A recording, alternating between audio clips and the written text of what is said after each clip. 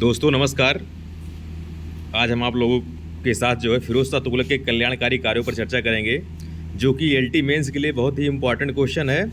आगे आने वाले जीआईसी और जीडीसी मेंस के लिए भी बहुत ही इम्पॉर्टेंट क्वेश्चन है, लेकिन एलटी मेंस तो आएगा ही। इसकी हम लोग केवल एक पेज में पॉइंट वाइज केवल पढ़ेंगे, बस पॉइंट वाइज। पॉइंट में इसकी प्रस्तावना क्या लिखेंगे हम लोग।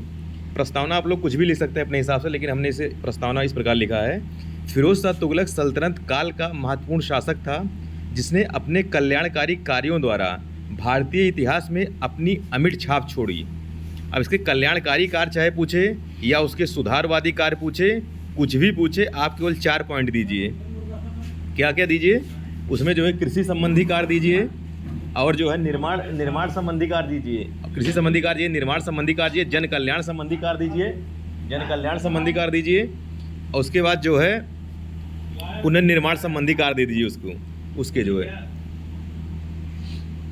कृषि संबंधी कार्यों में क्या देना है आपको। कृषि संबंधी कार्यों में जो है देना है, उसने सभी करों को हटा दिया, केवल 4 कर को लगाए रखा। ठीक है, कर टैक्स दे देंगे आप लोग। दूसरा क्या दे देंगे? दूसरा जो है ऋण को दे देंगे। उसने किसानों को ऋण दिया। ठीक है, उसने किसानों को सोनधर नामक ऋण दिया। तीसरा क्या देंगे? उसने जो है व्यापक पैमाने पर जो है नहरों को खुदवाया। अगला क्या देंगे? सिंचाई की व्यवस्था की उसने। उसके बाद जो है लगभग 1200 बाग लगवाए। अगला क्या देंगे? अगली हेडिंग देंगे निर्माण। निर्माण में क्या क्या डालेंगे पॉइंट आपको?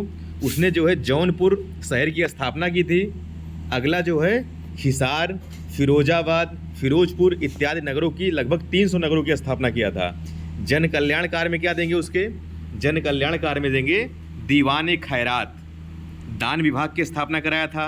दीवान इस्तिहाक, वृद्धों के लिए विभाग बनवाया था। दारुल सफ़ा, खैराती अस्पतालें बनवाया था।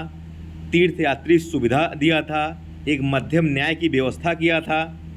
उसके बाद रोजगार दफ्तर खोले थे। लोक निर्माण विभाग की स्थापना किया था। ये सब आप दे देंगे।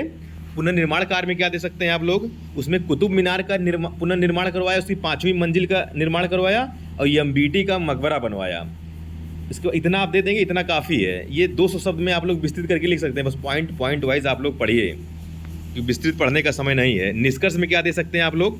निष्कर्ष में देख सकते हैं कि एफएसटी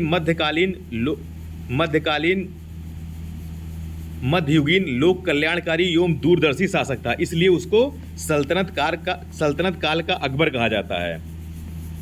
इस प्रकार दोस्तों, आप लोग को ये आंसर एक पेज में कैसा लगा? 200 शब्द में लिखना होगा। इसे विस्तृत करके आप लोग ज़रूर बताइएगा।